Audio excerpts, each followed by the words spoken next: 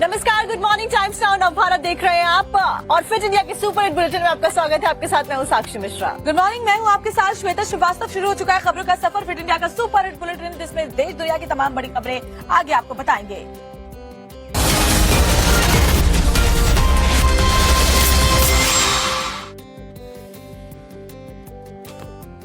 और सबसे पहले बड़ी खबर आ रही है आज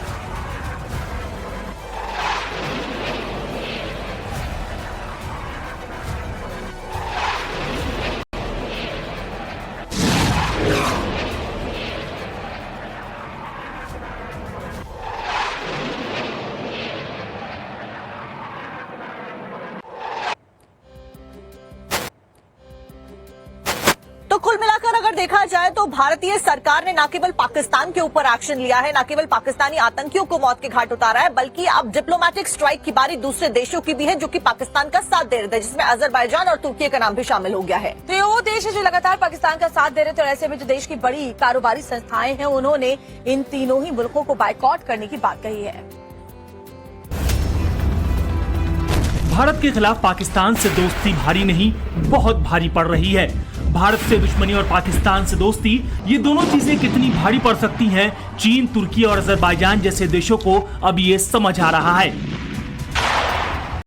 पाकिस्तान से युद्ध में सेना ने तो अपना काम कर दिया, अब जब युद्ध पर ब्रेक लगी है तो भारतीय अपने तरीके से पाकिस्तान का साथ देने वाले देशों के खिलाफ बायकॉट युद्ध छेड़ चुके हैं। Chamber of trade and industry ने करीब 700 बिजनेस ऑर्गेनाइजेशन से अपील की है कि वो चीन और तुर्की के साथ किसी भी तरह के व्यापार को रोक दें।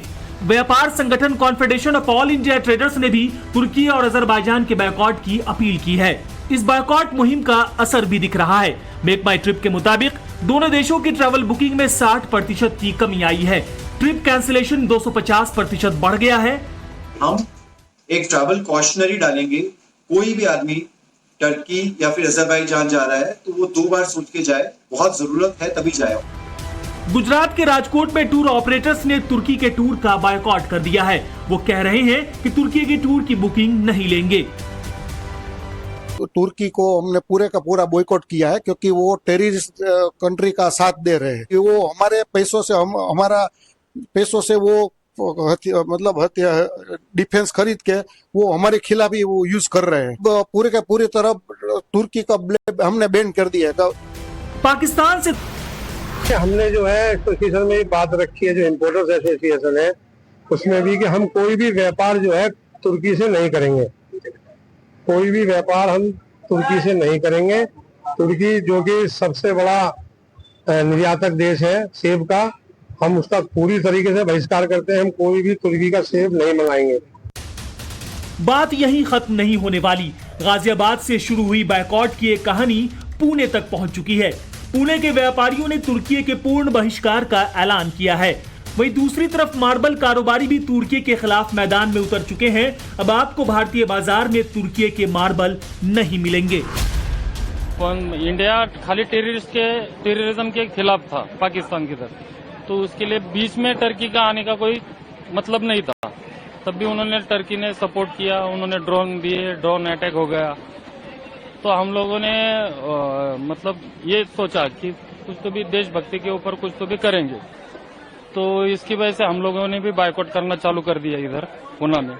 अभी कल भी हिमाचल गवर्नमेंट में भी अपना ही रेफरेंस देके उन्होंने बोला कि हिमाचल में भी बायकॉट करे टर्की ऐप पर। भारत के अंदर लगभग आप बात करें तो 14 से 18 लाख टन माल आयात भारत के अंदर होता है, जिसके अंदर एक बहुत बड़ी भागीदारी लगभग 70% की टर्की के आयातित माल की है।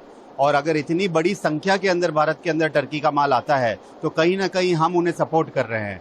और उन्होंने जो राष्ट्र विरोधी गतिविधि अभी जो करी है उसमें अगर इस माल को पूर्ण तरह से उदयपुर ही नहीं और भारत की समस्त एसोसिएशन अगर रोक देती है तो कहीं ना कहीं ये एक बहुत क्लियर मैसेज पूरे अंतर्राष्ट्रीय कम्युनिटी को जाएगा। व्यापारियों का कहना है कि यह केवल एक आर्थिक निर्णय नहीं है, बल्कि सशस्त्र बलों और सरकार को उनका पूर्ण समर्थन भी है। पाकिस्तान से टकराव के बीच में सीज फायर के बाद भी अभी जो सियासी पारा है वो गर्माता हुआ नजर आ रहा है। अलग अलग बयान लगातार दिए जा रहे हैं। और इस बीच बीजेपी आईटी सेल के हेड अमित मालवीय ने कांग्रेस को लेकर के एक वीडियो भी सोशल मीडिया पर शेयर किया है, जो कि काफी लाइक किया जा रहा है। आप भी देखिए। टर्की बॉयकॉट, टर्की के बाइकआउट पे सर क्या कांग्रेस पार्टी इसका समर्थन करती है ये क्षेत्र में? इस पर भी हम शीघ्र आपसे जरूर मुखातिब सर हो गया हो, लेकिन बावजूद इसके भारत की डिप्लोमेटिक स्ट्राइक, भारत की तरफ से एक्शन लेना पाकिस्तान के खिलाफ लगातार जारी है, जिसकी वजह से पाकिस्तान से आए दिन बुरी खबरें सामने आ रही हैं। और इस बीच हिंदुस्तान में भी बैठकों का दौर जारी है। प्रधानमंत्री नरेंद्र मोदी के आवास पर कल सीसीएस की बैठक भी हुई। इस बैठक में क्या कुछ रहा, दिखाते हैं आपको रिपोर्ट में। भारत ने पाकिस्तान पर मिलिट्री एक्शन तो रोक दिया है, लेकिन बाकी सब एक्शन अब भी जारी है। भारत अलर्ट और एक्टिव मोड में ही है। ऑपरेशन सिंदूर पर लगे ब्रेक के बाद बुधवार को पीएम मोदी ने सीसीएस यानी कैबिनेट कमेटी ऑन सिक्योरिटी की मीटिंग ली। हमारा लंबे अरसे से यही राष्ट्रीय पक्ष रहा है कि भारतीय केंद्र शासित प्रदेश जम्मू और कश्मीर से संबंधित किसी भी मुद्दे को भारत और पाकिस्तान को द्विपक्षीय तरीके से ही हल करना है। इस नीति में कोई बदलाव नहीं हुआ है। जैसा कि आप जानते हैं, लंबित मामला केवल पाकिस्तान द्वारा अवैध रूप से कब्जा किए गए भारतीय क्षेत्र को खाली करने का है। इससे पहले रक्षा मंत्री राजनाथ सिंह ने भारत की सुरक्षा के रिव्यू को लेकर हाई लेवल मीटिंग की थी। सूत्रों से खबर है कि रक्षा मंत्री शुक्रवार को भूज एयरबेस पर विजिट करेंगे। 2 दिन भारत पाकिस्तान सीमा का दौरा करेंगे। भारत ये सब तैयारी, मीटिंग, ये सब कुछ इसलिए कर रहा है क्योंकि पाकिस्तान आतंकवाद को पालने से बाज नहीं आने वाला। इसलिए भारत ने भी वो डायनामाइट बिछा दिए हैं जिससे पाकिस्तान का एक गलत कदम उनका नक्शा बिगाड़ देगा। जम्मू कश्मीर से एक बड़ी खबर आपको बता दें, जहां पर बगलियाहार डैम के सभी गेट्स जो हैं उनको बंद कर दिया गया है, यानी कि पाकिस्तान की तरफ अब पानी नहीं जा रहा है। 8 मई को इसके 2 गेट खोले गए थे, लेकिन अब ये बड़ा एक्शन लिया गया है। देखिए पाकिस्तान कैसे बूंद बूंद को अब तरसने वाला है, वो मैं आपको बता रहे हैं। बगलियाहार डैम के गेट्स को फिलहाल बंद कर दिया गया है। तो चेनाब और झेलम का पानी ताकि पाकिस्तान की ओर ना जा सके, सिंधु जल संधि को पहले ही रद्द किया जा चुका और बिना नोटिफिकेशन के सब कुछ किया जा रहा है, यानी कि कभी भी पानी छोड़ दिया जा रहा है ताकि पाकिस्तान को इसका हर्जाना भुगतना पड़े। और रामबन में चिनाब नदी पर ये बगलियाहार डैम बना हुआ है, जिसके गेट्स फिलहाल बंद कर दिए गए हैं। 8 मई को ही दोनों गेट्स को खोला गया था, लेकिन अब एक बार फिर से ये बड़ा एक्शन लेते हुए भारत ने स्ट्रैटेजिक कदम उठाया है। जो बांध है उसके गेट्स को बंद किया गया है। और देखिए बड़ी बात यह है कि सीमा पार उस तरफ अगर देखा जाए तो आसपास के जो इलाके हैं वो ज्यादातर एग्रीकल्चर पर बेस्ड है, यानी कि पाकिस्तान की आवाम को बड़ी कीमत अपनी सरकार के लिए चुकानी पड़ेगी। और एक बड़ी खबर आपको बताते हैं, पेंटागन माइकल रूबिन का बड़ा बयान, भारत के आगे पाकिस्तान की